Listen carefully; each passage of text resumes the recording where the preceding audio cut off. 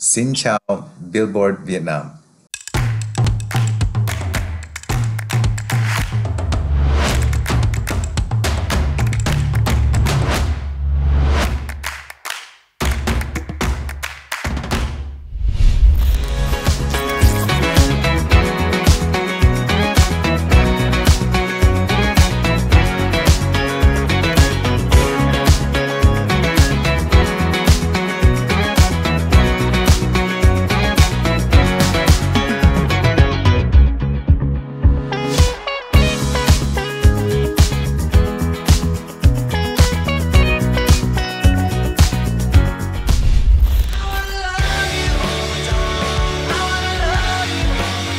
It wasn't something that I felt like we had to plan for it.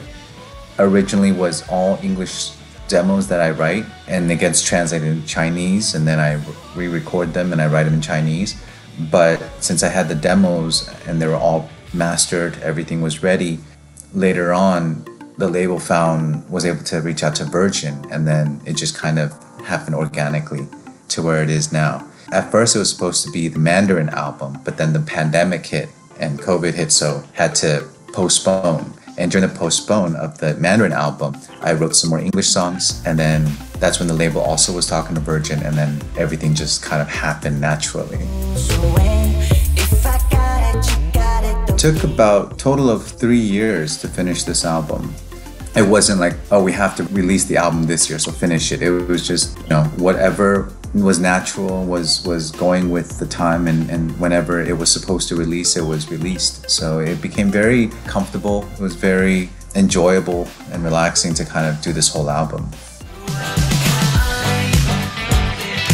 It was a lot more different because I traveled a lot more different places to record it. I was in Los Angeles and Malibu at the beach. I was in Hollywood Hills. I was in Japan in Kyoto. I went to Thailand, and then I was in London. So it was all these different places, and we rented Airbnbs, and we brought all the equipment to the Airbnb to record the album. So it was very comfortable. It was very fun. Not very stressful at all, and it was just an amazing time. For Los Angeles is because I was already there, my family's there, and the producer, he was in Malibu, so I rented an Airbnb in Malibu on the beach. And after Malibu on the beach, I was like, well, let's go into the city, let's see what that would feel like. So we went into the Hollywood Hills, and you just see LA, downtown LA, and you see West Hollywood, and just city lights. So we just had these different areas. And then I had about like 10 days of free time, and my friend had an Airbnb in Japan, and I called my producer. I was like, why don't we go to Japan this time and try to do it? He was in London, I was in Taiwan at that time, and we decided to do it in Kyoto. So it was just like a lot of different places to go. Is whatever area was available to us, we would just fly there and find inspiration there. Definitely gave me different inspirations in different places, but ultimately it shaped it in a way where it just was very fun and easy listening, not a lot of pressure. So I felt like you can definitely hear it through the music and through the lyrics and just the melodies and the beats that when you push play, you'll be able to hear and get. I think ultimately through all the collaborations that I've worked with is just to be as honest as you can with the music and enjoy the process and don't overthink it and be yourself. The best I can say out of it is just know what you bring to the table and have faith and trust yourself in what you do. Every collaboration leaves a different spot in the heart, yeah. But it really, I think, working with David Lucius King, the producer, he is like my brother. It's been an amazing journey working with him. And the fact that I get to continually work with him is such a joy and a big treat in this life.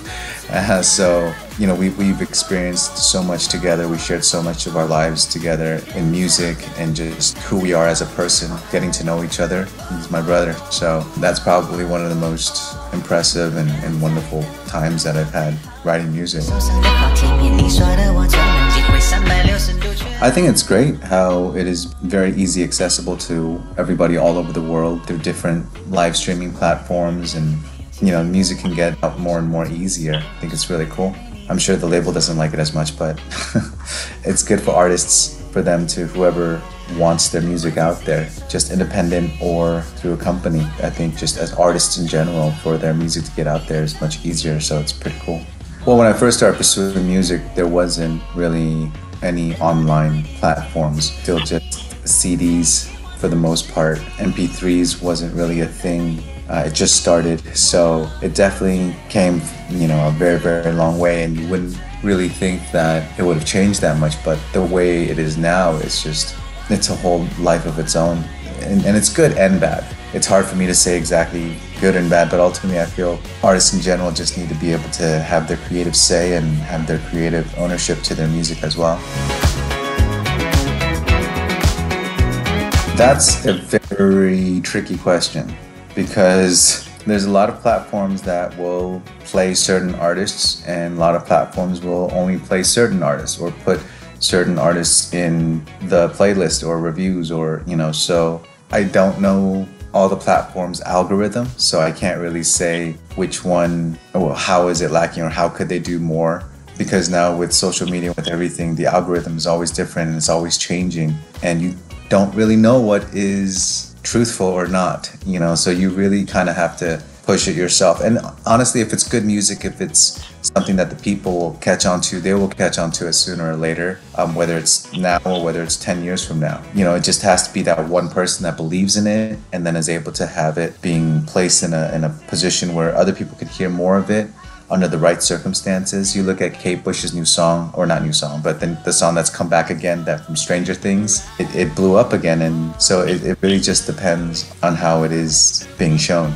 I mean, you could say YouTube, when a lot of people from YouTube, but then a lot of people are saying TikTok, through TikTok as well. So it's so hard to say how can they do it, properly. I think everybody's trying to figure that out still. I'm trying to learn how to write right now, so I'm going to try to write a script soon. Yeah, I'm still trying to take some classes and some courses, I guess, to have a better understanding for script writing. But really, ultimately, you just gotta write. We'll see how that goes. Yeah, hopefully I do some pretty cool stuff with it. So I listen to a lot of independent music. Recently, in the mornings, I've listened to this music producer, Dimitri Loizos. So I listen to a lot of different genres. Tame Impala, Post Malone.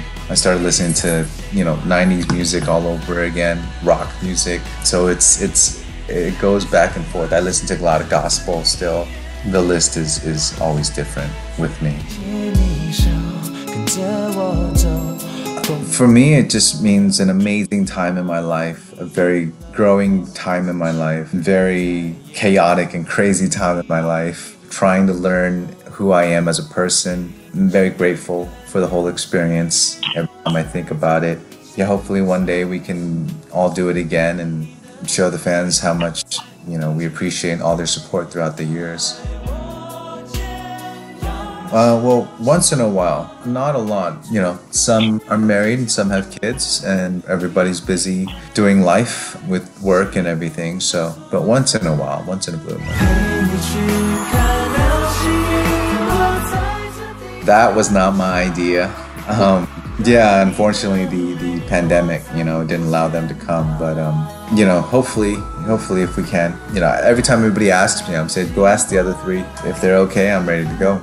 If you want it, I got it. The times that I feel most grateful for in my career is when I'm able to experience it with my family, be able to take care of my family, like go on vacations together or something like that. Those moments where I feel like I'm very grateful for my career, and I'm very proud that be able to do that for my family.